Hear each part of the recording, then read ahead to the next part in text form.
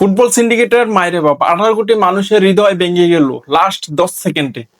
কি দারুণ একটি ফুটবল ম্যাচ ছিল, অসাধারণ ছিল। কিন্তু ক্যাবরেরা আজকের এই ম্যাচটির জন্য দায়ী।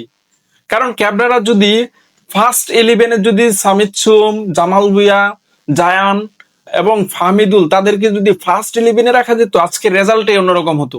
তাদেরকে নামাইছে কখন? 70 মিনিটে পরে। 70 মিনিটের পরে যখন নামাইছে তখন পুরো ম্যাচটাই আমাদের হাতে।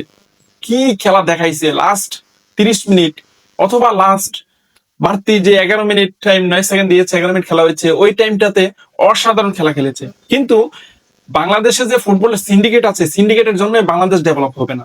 কারণ আজকের এই ম্যাচটি আরো বেশি প্রমাণ করেছে বাংলাদেশ সিন্ডিকেটের জন্যই তারা আজকে পিছিয়ে যাচ্ছে। আজকে যদি ফার্স্ট 11-এ যদি এই প্লেয়ার গুলো রাখা যেত, জনপ্রিয় অথবা ফেভারিট প্লেয়ার গুলো যদি ফার্স্ট 11-এ নামাতেন, আজকে ম্যাচের রেজাল্টই অন্যরকম হতো।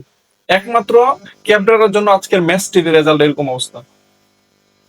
তো আশা করি বাংলাদেশ ইনশাল্লাহ, বাংলাদেশের সিন্ডিকেট আস্তে আস্তে চলে যাবে এবং বাংলাদেশ দারুণ একটি ম্যাচ উপহার দিয়েছে। 14 তারিখ নেক্সট ম্যাচে ইনশাল্লাহ আমরা জিতবো, ইনশাল্লাহ।